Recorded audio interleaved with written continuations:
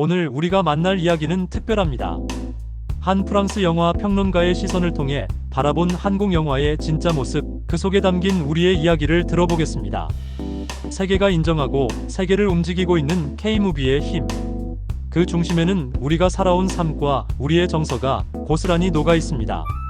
지금부터 피에르 르몽이라는 프랑스 평론가의 눈을 통해 한국 영화가 어떻게 세계를 사로잡았는지 함께 살펴보겠습니다. 안녕하십니까? 저는 피에르 르몽입니다. 프랑스 칸 영화제에서 30년 넘게 영화 평론가로 활동해온 사람입니다. 수많은 영화를 보고 평가해왔지만 2019년 5월 21일 그날만큼은 평생 잊을 수 없을 것 같습니다. 바로 봉준호 감독의 기생충을 처음 본 날이었습니다. 상영관에 들어서는 순간부터 뭔가 달랐습니다. 관객들의 표정이 심상치 않았거든요. 영화가 시작되고 130분이 흘러가는 동안 저는 마치 다른 차원의 영화를 보고 있는 듯한 착각에 빠졌습니다.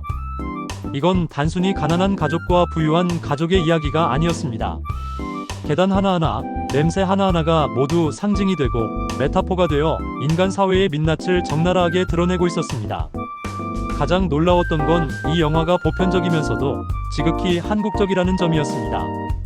반지하라는 독특한 주거 형태, 짜파구리라는 음식, 덤부법 같은 통신수단까지, 이 모든 것들이 한국만의 것이면서도 전 세계 관객들이 공감할 수 있는 인간의 이야기로 승화되어 있었습니다. 저는 그 순간 깨달았습니다. 이 영화는 단순한 작품이 아니다. 인간 사회를 해부하는 정밀한 현미경이자 예술과 대중성이 완벽하게 만난 21세기의 걸작이다. 상영이 끝나고 8분간의 기립박수가 터져나올 때 저는 확신했습니다. 한국 영화가 단숨에 세계 영화사의 중심으로 올라섰다는 것을. 그리고 이것은 단순한 우연이 아니라 오랜 시간 축적된 한국 영화만의 독특한 저력이 폭발한 결과라는 것을 말입니다. 그날 이후 저의 인생이 바뀌었습니다. 한국 영화에 완전히 매료되어 버린 것입니다. 기생충에 매료된 이후 저는 한국 영화를 체계적으로 연구하기 시작했습니다. 그리고 놀라운 사실을 발견했습니다. 한국 영화는 이미 오래전부터 세계 어디에서도 볼 수 없는 독창적인 길을 걸어왔다는 것입니다. 먼저 액션 영화를 보겠습니다. 부산행을 처음 봤을 때의 충격을 잊을 수 없습니다. 좀비 영화라는 서구의 장르를 빌려왔지만 그 안에 담긴 건 순전히 한국적인 정서였습니다. 개인의 생존이 아니라 가족과 공동체를 위한 희생, 그리고 인간에 대한 따뜻한 시선까지. 마지막 장면에서 수환이 부르는 아빠의 꽃을 들으며 저는 눈물을 흘렸습니다. 이런 감동을 주는 좀비 영화는 세계 어디에도 없습니다. 범죄도시 시리즈는 또 어떻습니까? 마동석이라는 배우의 독특한 캐릭터와 함께 한국만의 액션 코미디가 탄생했습니다. 서구의 액션 히어로들이 보여주는 완벽함과는 전혀 다른 투박하지만 진정성 있는 매력이 전 세계 관객들을 사로잡았습니다. 이것이야말로 장르를 빌려오는 게 아니라 스스로 장르를 만들어내는 한국 영화의 힘입니다. 스릴러 장르에서는 더욱 놀라웠습니다. 살인의 추억을 봤을 때 저는 전율했습니다. 이건 단순한 범죄 스릴러가 아니었습니다. 1980년대 한국의 암울한 시대상과 인간 본성의 어둠을 동시에 파헤치는 철학적 작품이었습니다.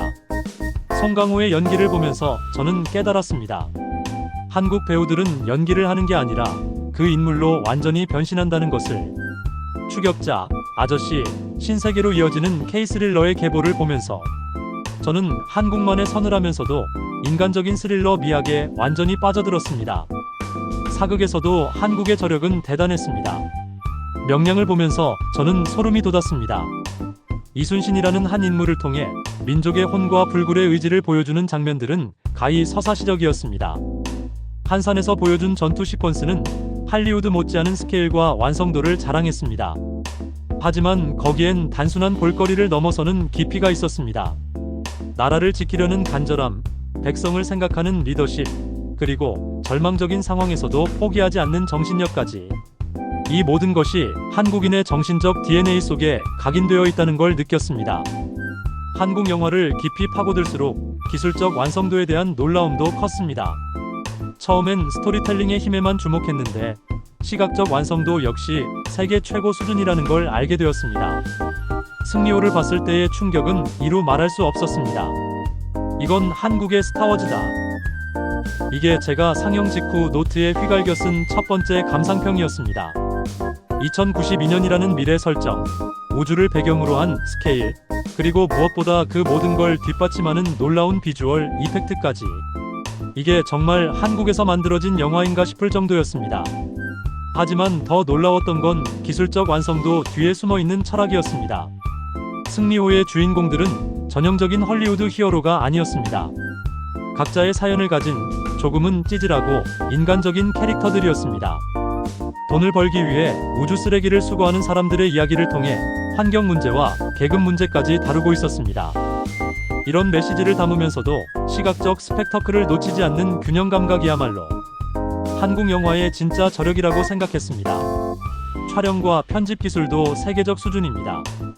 악마를 보았다의 긴장감 넘치는 편집, 곡성의 몽환적이면서도 섬뜩한 촬영, 버닝의 시적인 영상미까지 각각의 작품마다 그 이야기에 가장 적합한 시각적 언어를 구사하고 있었습니다. 이는 단순히 기술자들의 실력만으로 되는 게 아닙니다.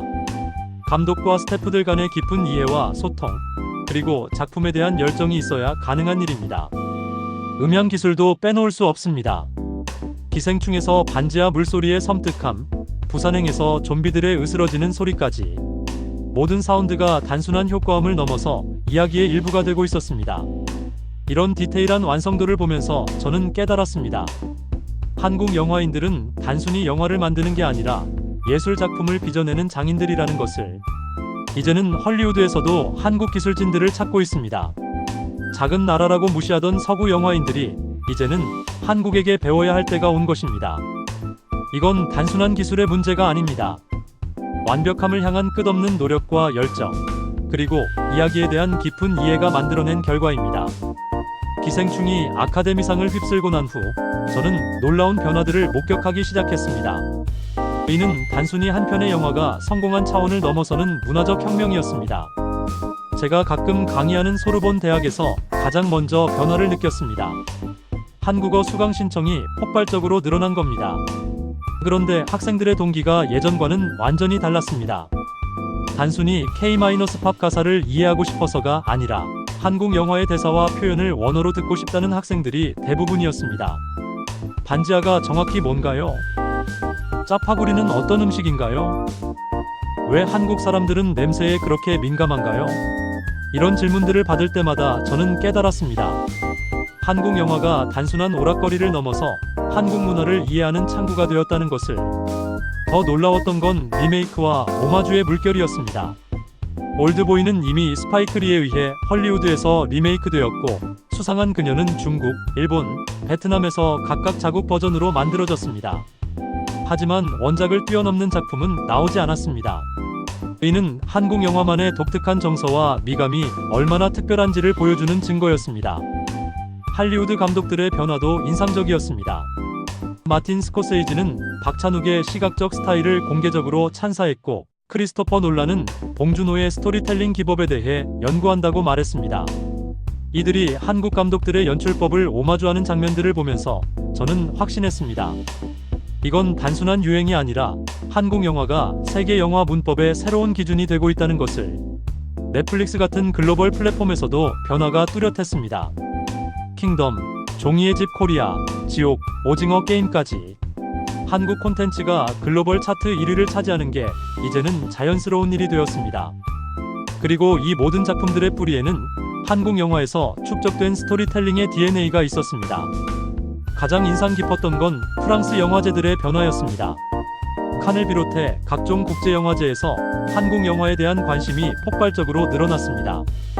작품성뿐만 아니라 흥행성까지 겸비한 한국 영화야말로 영화제가 추구하는 이상적인 모델이라는 평가가 나오기 시작했습니다.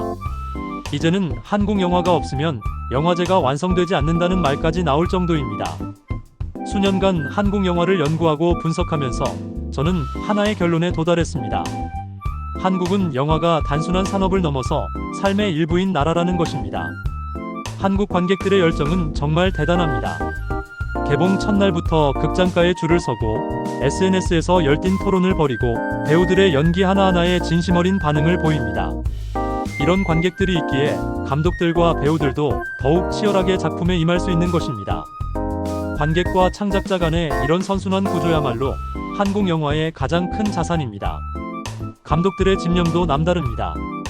봉준호가 기생충을 위해 수년간 스토리보드를 그리고 또 그렸다는 이야기, 박찬욱이 올드보이의 복도 액션 시퀀스를 위해 수개월간 리허설했다는 이야기, 나홍진이 곡성을 위해 산골 마을에서 몇 달간 생활하며 취재했다는 이야기들을 들으면서 저는 감탄했습니다.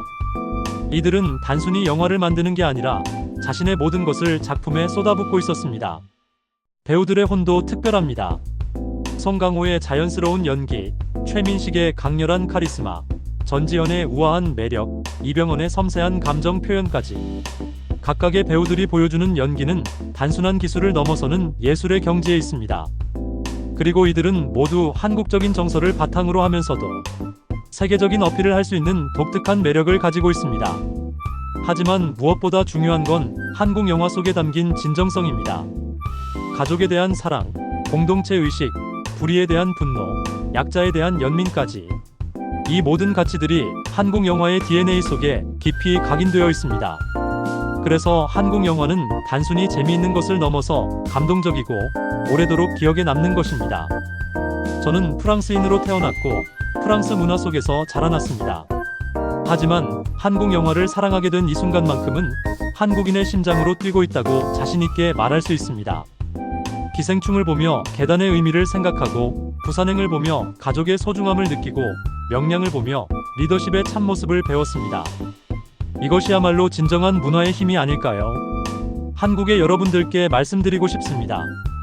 여러분이 걸어온 길, 여러분의 이야기가 이제 세계 무대 위에서 가장 빛나고 있습니다. 그리고 이것은 끝이 아니라 시작입니다. 앞으로도 계속해서 세계는 한국 영화를 통해 새로운 감동과 영감을 받게 될 것입니다. 한국 영화여 영원하라. 그리고 저 같은 해외 팬들에게 계속해서 꿈과 희망을 주시기 바랍니다.